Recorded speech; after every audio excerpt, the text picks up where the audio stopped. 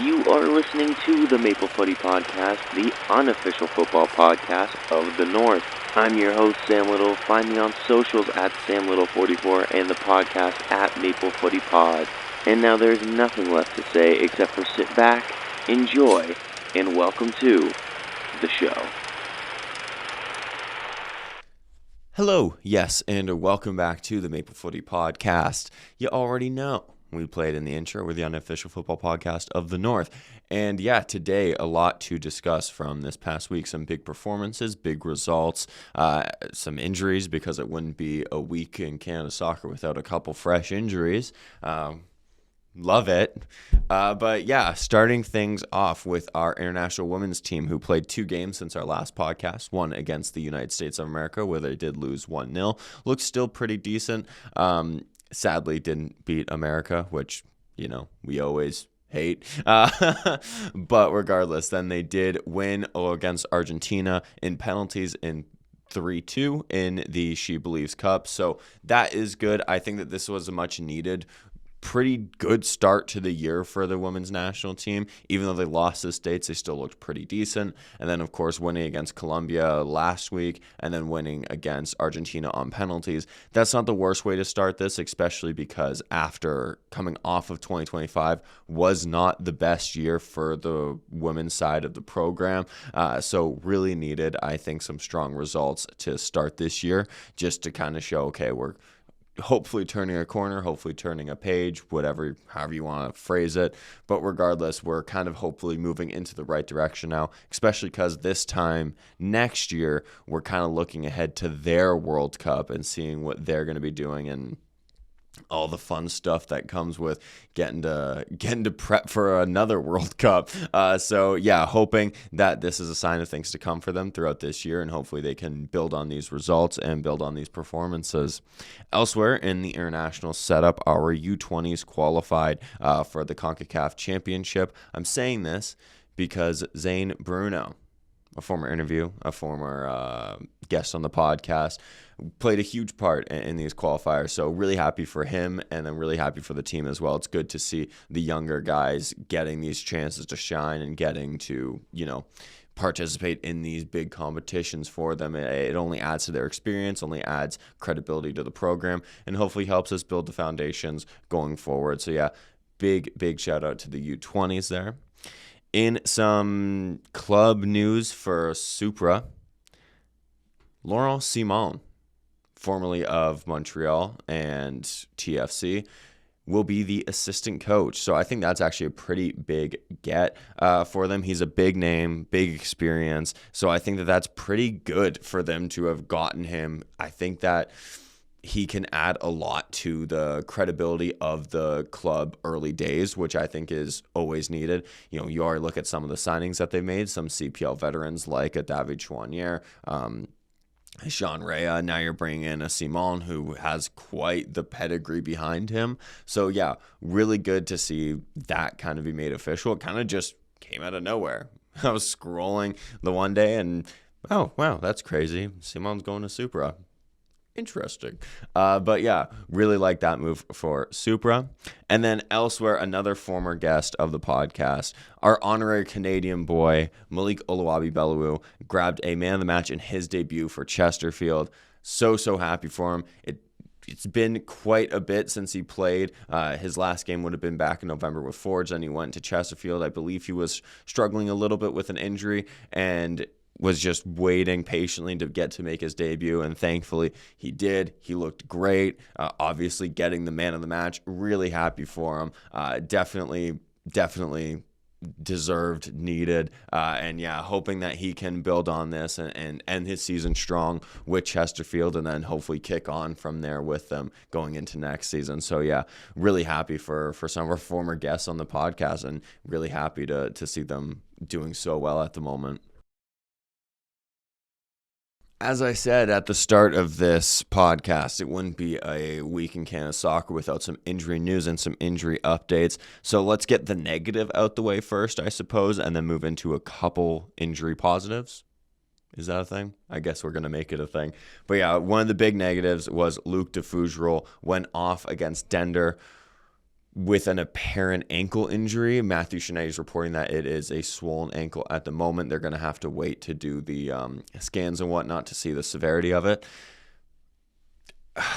I'm running out of words to say about the injury crisis that we are going through because it seems like not only is our top choice of the back line going out, but now also our top second choices who you would expect to slot in for the injured guys are now also going out injured. So not ideal. We don't know the severity of this. It might just be maybe a couple week thing.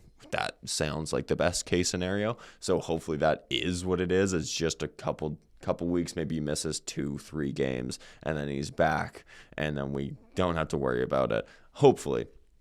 But yeah, so nothing confirmed just yet. I will keep an eye on it and keep you posted. But yeah, really not a good time for injuries in Canada soccer. But there were a couple positives over the last week. Alphonso Davies is back in training. Did not make the bench for Bayern over the weekend, but I do think that is just them wanting to be patient. Also, he probably just isn't ready yet. I'm not in the backroom staff, so I don't know. But yeah, he's at least back in training, which I would say is a good sign, which means that his injury progress and road to recovery is progressing well enough to be back in training, and I would expect him to be back on the bench quite soon. Obviously, I don't know how soon, but still, if he's back in training on grass, training with the team, you would expect that it won't be too long before he's back with the team on the bench, hopefully getting some more minutes. And then, of course, over the last week, Theo Bair as well returned to training with Les Sport, and then also got on for the last few minutes in their game against Grasshopper, where they did win 3-2. So happy to see him back on the pitch. He's been out for 2 months now, I think. Time's flying. We're in March. This is crazy. Time is flying. But yeah, he's been out about since January. So once again, just another player that I'm happy to see back. He was having quite the good season before the injury, so hoping that he can rekindle that form, especially with the injury to Promise David and the question mark over him about this World Cup. You need other strikers now to step up, see and start scoring, and maybe perhaps take that place that Promise David potentially would have been taking at the World Cup if he doesn't end up going to this one, because I know he is adamant that he will be training as hard as he can and rehabbing as hard as he can to get back to this World Cup. But still, just looking at the squad, we just need guys that are ready to fill in case Promise David doesn't end up going. So yeah, Theo Bair being back, I think that's good. He's had quite the good season pre-injury, so hoping that he can capture that and replicate that going into this last 2-3 months of the season. Moving into our performance-based segment, going to start out actually in Europe. I know we usually end in Europe, but we're going to start in Europe just because there was a couple positives in the MLS. So we'd like to end this podcast on a positive note, so we'll end it in the MLS. We're going to start in Europe, starting with the Liam Miller Hive. I always say that the Liam Miller Hive is always buzzing, but at the moment, it's a slight hum because Hull City have lost 2 on the bounce against Millwall and Ipswich, 2 huge games for them that they ended up coming short in. If you are curious, Liam Miller did start in both of them. He went 66 minutes against Millwall and 81 minutes against Ipswich. Those were not good ones to lose, especially because Ipswich and Millwall are both trying to also get promotion, and now Hull are still sitting in 5th. A couple points off of moving up, which isn't great. And their next game is against Wrexham, who are also pushing to get promotion, which is just great. And Wrexham, of course, have spent the last week moaning about some VAR decisions that for once VAR actually worked properly, but because they have Hollywood owners, we have to make a big stink of it. But regardless, if you don't know what I'm talking about, don't worry about it. But I'm sure if you follow football, you probably know what I'm talking about. But regardless, this is going to be a huge game for Hull, especially because I do think that calls probably won't go their way because they are playing the Hollywood team. So the championship probably wants that feel-good story of maybe Wrexham getting into the promotion playoffs and getting promoted. Could be wrong. I don't know. But regardless, can you tell I absolutely love the Wrexham project? But regardless, Hull, this is a big game. And regardless of anything, it is in their hands getting into the promotion spots. They are still in a good spot, still sitting in 5th. Of course, not as many points now separating them from 7th, who are the cutoff. They're not in the promotion playoffs. So it's still in Hull's hands of what they can do to get into the playoffs and maybe get into the Prem. But it seems like they are doing their absolute best to make it as hard as they can on themselves with these 2 losses, and now, of course, going to Wrexham. So hoping that they can get it together going into this last final stretch of the season, because, we need the Liam Miller having the Prem. That's what we need, baby. Come on. Like, what are we doing, But yeah, so hoping that Hull can pull off a big win over Wrexham. Elsewhere in the championship, Preston, Daniel Jepson's Preston lost 3-1 to Oxford. They currently sit 13th, pretty much all but out of promotion, I think, contention. I know over the last couple weeks I've said, it's still close enough that I could see them closing the gap, but now with even more drop points, they've strayed further and further points-wise away from getting those promotion playoff spots. So I'm thinking with just the amount of time left in this season and the lack of consistency from Preston, I don't see them making that final push to maybe getting into those playoff spots. Who knows? I could be proven wrong. It is the championship, and everything always changes by a week-to-week basis, it seems. But yeah, I think that Preston will be probably missing out after being pretty close throughout most of the season. For our other championship boys, Norwich and Southampton did not play over the weekend, at least in the championship. They played in the FA Cup, where Norwich went out, sadly. But if you are a Canadian fan, which once again I would assume you are if you're listening/watching to this podcast, they do play each other this Wednesday. So this goes up on Tuesday. Tomorrow, they will be playing each other. Norwich and Southampton will have Kyle Larin versus Ali Ahmed. Could be a fun one for a Canadian to watch. Just get to be a neutral, get to cheer both guys on, and see what they're doing with their championship clubs. So yeah, hopefully that will be a good game. Both teams, once again, not much to play for either one of them with the last few games of the season coming up. Norwich pretty well safe from relegation at this point now, whereas Southampton aren't really in the hunt for promotion, and they're far off relegation as well. So yeah, probably might just be a fun little game to watch if you have nothing to do and want to support some Canadian boys. In the third tier of England, though, Pemble scored for Plymouth again in a 2-1 win over Doncaster. Another striker to, I think, now really keep our eye on, given some of the injuries that have been sustained by our strikers and some lack of form in around our other strikers. I do think that he could have an outside shot of making the World Cup squad. Maybe he gets a chance in March. Jesse Marsch might call him. I don't know. Obviously, I'm not in the room for those conversations. But he might get that chance in March. He might not. I don't know. But just with the lack of goal scoring, whether it be through injury or form in Canada right now, he might have a genuine shot of maybe making that bubble. We'll have to wait and see. But yeah, he definitely is someone for us to keep our eyes on for the next couple of months.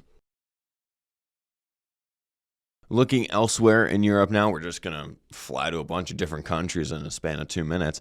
Jason Russell-Rowe played in the final 10 minutes against Marseille for Toulouse in a loss, but at least he is getting minutes. Another one that could be one to watch with the injuries going on. I do think he will need to score a few goals with Toulouse before I think Jesse Marsch gives him the vote of confidence. Could be wrong. Jesse Marsch does seem to be quite the big fan of Russell-Rowe.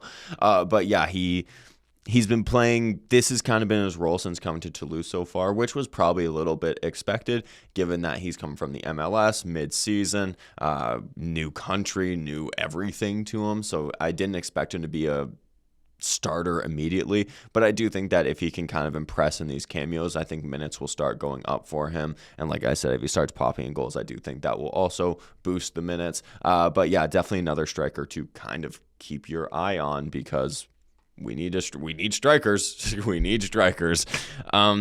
Elsewhere, Brim in the Eredivisie played 97 minutes for Breda versus Feyenoord in a 3-3 thriller. Another striker, once again, you're going to be shocked, another one to keep your eye on, just because, once again, that striking pool right now looking a little bit depleted, whether it be through form or injury. He is someone to keep your eye on just a little bit. Outside of that, a positive here. I mean, those two are positives too, but a big positive here. Tajon Buchanan grabbed a big goal for Villarreal in a 2-1 win, keeping them in the top 4 race. Very, very happy for Tajon. I think he's had quite the solid season so far, and the goal was, if you didn't see it, check it out. It's a very, very nice goal. Grabs the ball, takes on his man, drifts into the box, and then just absolutely blasts the ball into near post top corner. It was a very, very good goal. So yeah, really happy for Tage. He is one of those guys that we're going to need in top form heading into this World Cup. He is extremely important for us. Probably our best winger, most creative winger, most experienced winger for sure. So going to really need him to keep this form up and maybe pop in a couple more goals, grab a couple of assists, and yeah, before this World Cup, because we are going to need our big guys playing in the big moments. So yeah, shout out Tajon Buchanan, absolutely. We absolutely love Tage here on Maple Footy. And finishing off in Europe, we will talk a little bit about Jonathan David, who, despite starting the season slow, then picking up form in around December, January time, has really dropped off yet again. The Juve won 4-0 over the weekend, but Jonathan David was pulled off at halftime, having not had a great half. I do still stand by the fact I think Jonathan David will make it work. We saw this at Lille, where he struggled in his first season and then picked it up, and then basically from there never looked back. I do still think that he can make it work at Juve, and even if, say, Juve cut ties and give up after the first season, I still think Jonathan David has a good enough reputation for other clubs to take a punt on him and, get picked up. That is, of course, a different conversation for a different day, really only if he ends up leaving Juve. But regardless, I think this is concern because, one, as I keep on saying, we have a lot of strikers not in form and or injured. Jonathan David is our top striker, one of our top players, could make the case that he is our top player at the moment, and he hasn't had a great season heading into a huge World Cup. So what is that going to do for his form? What is that going to do for his confidence is my question, because we need Jonathan David to be our guy. We need him to lead our line. We need him to be playing those big moments. And maybe come the World Cup, we see him play as a Jonathan David that we know that he can play as. We've seen it for Juve throughout this season as well. It's not like it's been all terrible for David at Juve. Even at the start of the season when he wasn't scoring, he was still playing pretty well, and then the goals just weren't coming. Then he started to grab the goals, and the performances were still good. And now, come like mid-February, he's gone back to not being really the most influential player on the pitch. So my hope is that he can turn this around pre-World Cup, so that heading into the World Cup, he's in top form, has some confidence, and we can see the best Jonathan David at this World Cup. But if you are also wondering about our other Canadian boy in Italy, Kone, he did not play over the weekend before recording this. He plays actually tonight as of recording. So I will say that Kone grabbed a goal and an assist against Lazio tonight. If I'm wrong about that, that's okay. I just wanted to say something about Ishmael Kone before we went over to the MLS, and he hasn't played yet. So that's my prediction. Kone, goal and an assist against Lazio. If it doesn't happen, sorry. All right, now switching gears, heading over to the MLS. Some big stories, and outside of our Canadian teams, not a whole ton of positives here either. Yeah, not ideal. But regardless, we will start with Maxime Crepeau, who made an awful error, and definitely one that I think can really hinder his chance at being our number one at the World Cup. He handled the ball outside of the box within the first 15 minutes in Orlando's match against NYCFC. Not great. So Maxime Crepeau's first game and a half for Orlando were exceptional. That his debut where they did end up losing 2-1, but Maxime Crepeau looked great, made, was it 7 or 8 saves, something like that, saved basically everything but the 2 goals, and still got man of the match regardless of losing, which you don't see. Then in the first half against Inter Miami, looked still great, looked really good. Then the second half kind of fell apart and didn't look as good. And now the next game against NYCFC gets red card within the first 15 minutes. Not good at all. So what started out as a really good start for Crepeau quickly has become a bit of a concerning one, especially heading into this World Cup season, I guess. Not ideal, which sucks because I'm a big Crepeau fan and still would probably be my number one at the moment. But it's very hard. I think it's going to be hard for Jesse Marsch to kind of look past mistakes like this. Trying to think of it as a coach here. You see one of your goalkeepers who could be a number one. You see him do that and you kind of go, oh, that it's a really bad. You would rather concede, I think, like 5-6, goals in a game before doing that. It was not a good error to make at all. Maxime Crepeau, of course, I do still think he has quality. He is a great goalkeeper in my opinion, but this is going to be a really hard one, I think, to shake so soon before the World Cup with this competition between him and Big Dog Dane. Speaking of Big Dog Dane, still yet to keep a clean sheet for Inter Miami. They did win, of course, but once again, another game where he looked quite pedestrian. So neither one of our goalkeepers looking like they're really trying to separate themselves from each other. I think at the moment, Dane Sinclair does have the edge over Maxime Crepeau just with that big error from Crepeau. But we'll have to wait and see. But yeah, both of them kind of feeling like they're going, you have the job. I want you to have it, whereas neither one of them, I think, within these first 3 games, at least of the MLS season, neither one of them to me has gone, this guy has to be our number one. He has started this season on fire. Neither one of them have really done that. You thought for the first game it was Crepeau. Then after that, it's been a toss-up, I would say. And now with that big mistake from Crepeau, I think he's probably leaning more towards Big Dog Dane. But even with that, as I said, he's looked quite pedestrian to start this season. So hoping that both these guys can pick up the form and we can see one of them really assert themselves as our number one and the one that we have to choose for the World Cup. But moving into a couple of positives here, because thankfully there were a couple. Stefan Eustáquio grabbed his first assist for LAFC in a 1-0 win over Dallas. Now, this is one of those goals where it is all in the assist. I'm kidding. He lays the ball off about 25 yards out, and Buddy just has it. It was a great strike. I didn't write in my note who he assisted. Probably should have done that. But regardless, it was a great strike and one worthy of winning the game. LAFC have started this season greatly. Stefan Eustáquio has adapted to life amazingly with LAFC looking like a really good pickup for them. Mathieu Choinière got a couple minutes as well here. So, yeah, really happy for Eustáquio and all the Canadian boys here on LAFC because there are a few on LAFC. Still waiting on Jacob Schaffelberg to make his return technically would be his debut for them, but return to playing. Would be good to see him back sooner rather than later. But yeah, LAFC looking really good. Stefan Eustáquio looking brilliant right now in the midfield with LAFC. Elsewhere, Joel Waterman could be our starting center back at the World Cup. Joel Waterman grabbed himself his first clean sheet of the season for Chicago against Columbus Crew in a 0-0 draw. So that's at least good. One of our center backs. Some good news stories for one of our center backs at least. But yeah, Joel Waterman definitely.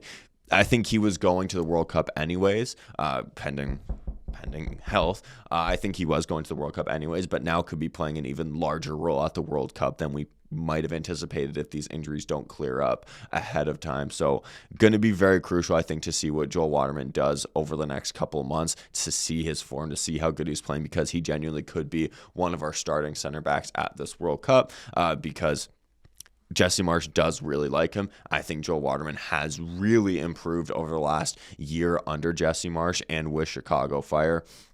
I think we've seen Joel Waterman really step up his game and has really, in the absence of Moise Bombito and Derek Cornelius and some of our friendlies towards the end of the year, I think you really saw Joel Waterman really step up a gear, which is good. So if we're going to be relying on him for the World Cup, we're going to need him to continue to ascend essentially and hope for the best for him. Some other defenders to talk about here. Lucas McNaughton, a center back who also could maybe be one to watch depending on how injuries go. Lucas McNaughton got no minutes over the weekend for St. Louis. Well, that's just great given our center back crisis at the moment. Superb. But yeah, he got no minutes, and Kyle Hebert currently being exiled to St. Louis 2 in MLS Next Gen. So no idea what's going on there with either one of the defenders. Lucas McNaughton, I am kind of chalking it up to maybe coming back from an injury with DC last year. He is the new guy on the block per se. So maybe they are waiting to really throw him in.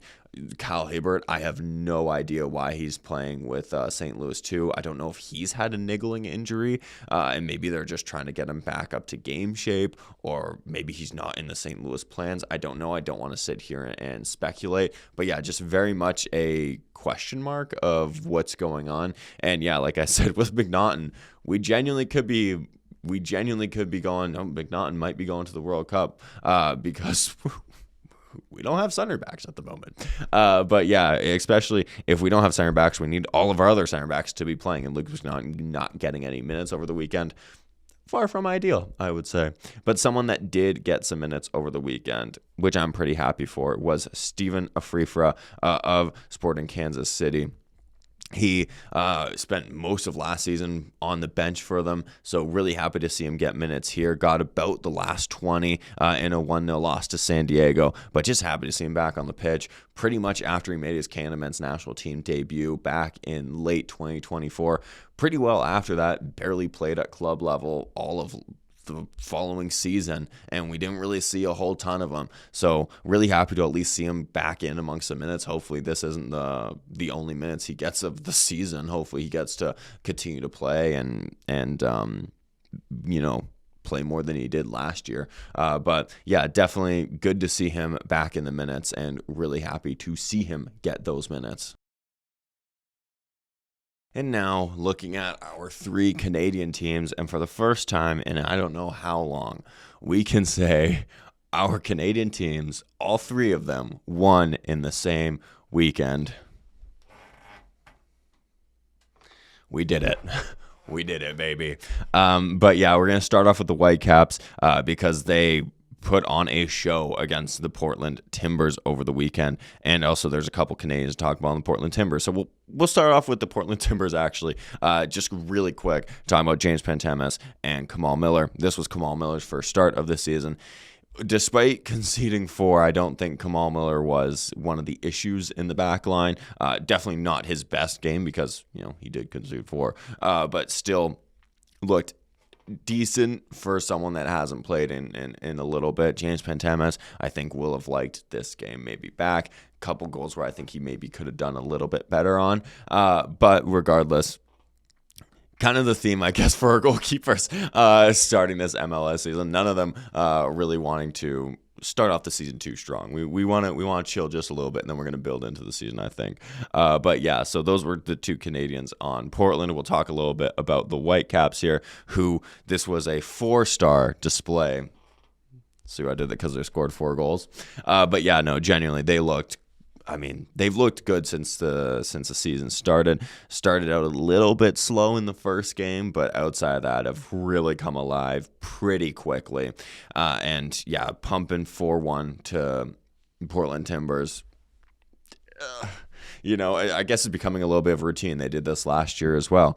But yeah, they looked quite good. Tristan Blackman looking very good at the back. Ralph Priso, a potential center back to be watching going into this World Cup, because it's looking like the Whitecaps are going to be implementing him as a center back for the foreseeable future, it seems. He's been center back now for them since the end of last season, now has started this season as their center back. So I do think that we're going to see him be playing as the center back for a little bit, at least a little bit longer, I would say. And he's looked really good.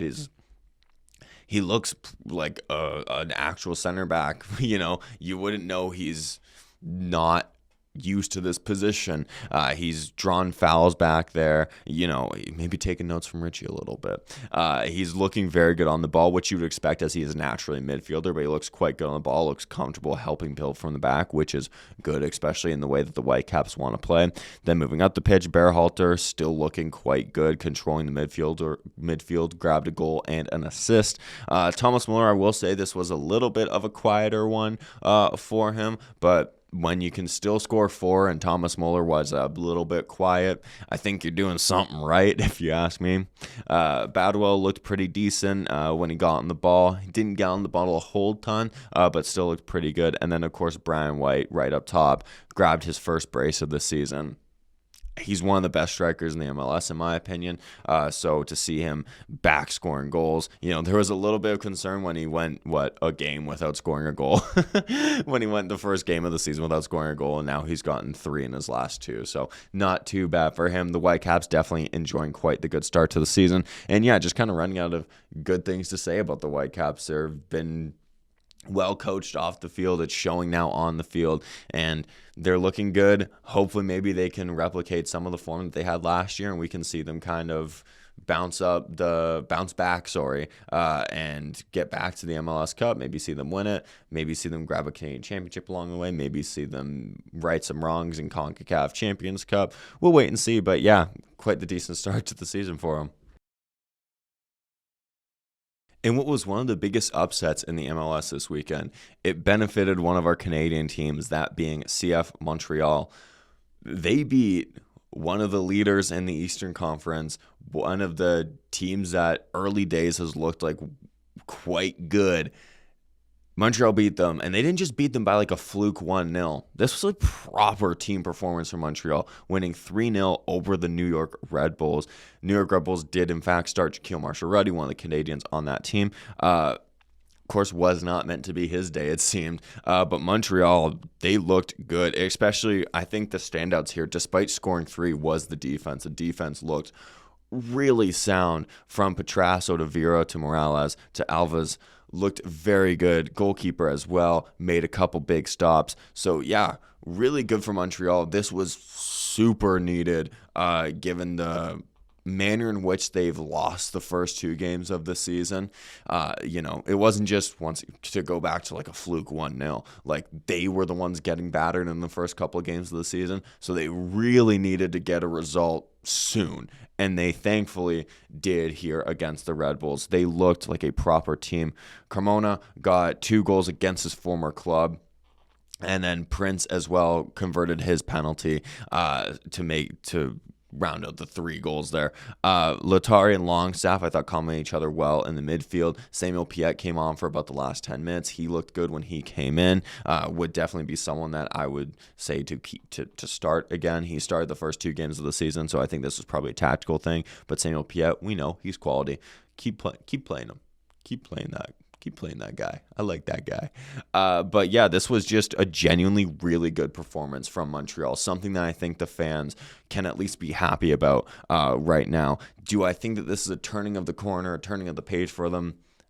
Personally, I still don't. I still don't think that they have a whole ton right now, but I would love to be proven wrong, because it means that a Canadian team will be doing really well. So I would love for them to prove me wrong here, and this is the turning point of their season, and they can go on and grab a couple of wins now on the bounce, or a couple big results on the bounce. I think that would be really good for Montreal, because it's definitely needed. And this win, for sure, I think will fill at least some fans with a little bit of hope that, maybe this season isn't a total write-off immediately, whereas maybe last week that's what it was feeling like. Now you've beaten one of the top teams in the MLS, a team that was in flying form heading into this one. So now you've beaten them convincingly. I think that's something to at least hang your hat on for a little bit, and hoping that they can now work and strive to keep on achieving that throughout the rest of at least the next couple of games, because this was a big time result for CF Montreal. So really happy for them, happy for the fans who have had to been through it for the last couple of weeks with some of their games. So yeah, really happy for Montreal. This was a big result, and a convincing one at that. And now, finally, our third MLS Canadian team won at the weekend as well. TFC going to Cincinnati, a team where they have never beaten them in Cincinnati. It even scored a goal in Cincinnati. TFC walks away with a 1-0 win. You got to be happy for them if you're a TFC fan, because this not only kind of like Montreal, it wasn't a fluke win. I thought TFC was, for a majority of this match, the better team. They looked like a good team here. Like, they looked properly run. They didn't just look like, oh, we fluked a 1-0. They probably should have had a couple goals in the first half, but didn't convert. And then in the second half, Shalai took his chance and scored. It was a great goal, too. But we'll talk a little bit about the team performance. I thought Gavran, despite looking shaky still, I think, made a big stop late on in the game. It was a very good save, so credit where it is due. And, of course, he's our Hamilton boy. And as a proud Hamiltonian, I'm still going to root for him and hope that he can really get his form under him, because he has looked shaky at moments so far to start the season, but that save was the biggest moment of his season so far, and he rose to that occasion, we'll say, and really made a big stop to help TFC grab these 3 points. The defense as well, this was the best the defense looked. They played 3 center backs and then 2 wing backs. So Zimmerman, this was his best performance so far for TFC this season. He did have to go off with a head injury. Hopefully it's just a precaution, nothing serious, because it would be a shame to see him play his best game and then go out immediately. And also, you just never want to see a guy injured, period. Monolewis and Kasovic also looked good. Kasovic making his debut as well. So two good, solid performances from them. Wingbacks as well. Raheem Edwards, he had a good back and forth going with one of the Cincinnati wingers, both getting the better of each other on a couple of occasions. But what I liked about Raheem is that he never he got around me, I give up. He always went back in and typically would win the second ball, so really like that. He also came off maybe with a little bit of a knock. We don't know. He did go down in about the 30th minute, but then still played until about the 60th minute of the game. So hopefully not a knock, because he did look quite good. Made also a crucial stop, a big slide tackle in the box, so really good. Richard Larea, also another one. I thought in the first half it looked a little bit shaky, but then the second half really came alive and picked a beautiful pass for Shalai for the assist. It was it was a center midfielder's pass, that's what you'd expect from your number 10, not from your makeshift, left back, because he was playing left back at that time. Midfield, I thought this was the best Jonathan Osorio has looked all season. I thought he really helped control this tempo of this game, was contributing in the attack, contributing in the defense. Sila Fuentes, they both really complement each other really well, and I wouldn't be opposed to seeing this midfield going forward, because I thought that they both looked really, really good together. Moving up the pitch, then you had Shalai, who, once again, really good performance from him, big goal from him. Mihailovic was maybe a quieter one for him on the day, but still, even maybe on a different day, he leaves this game with a couple of assists because he was creating a good few chances. And up top was Emilio, who, once again, maybe on a different day, he grabs a goal because he had a very good opportunity in the first half, but just didn't get enough power and pace behind the effort. And yeah, regardless of, maybe missed chances and all that fun stuff, this was the best TFC have looked all season. This was the best CF Montreal have looked all season, and Vancouver Whitecaps have looked pretty good for the entire season so far. So hopefully both of TFC and Montreal can build on that, and Vancouver Whitecaps continue to be one of the top teams in the MLS, because this is what we need. This is what we want. We love to see it, and hopefully, this is a sign of things to come for the rest of the season for the Canadian teams, because they were all good performances this weekend. Not one of them was a fluke win. Not one of them was lucky. They all went in with their tactics well drilled and proper team performances, came out with all 3 points. So hopefully we see that continue throughout the rest of the season. But with all that being said, this was a little bit of a longer one. I do thank you for sticking around and listening/watching it. So if you do want to follow along with Maple Footy, I link everything in the description now. If you only like the audio files, once again, linked in the description. If you don't want to see the video, totally get it.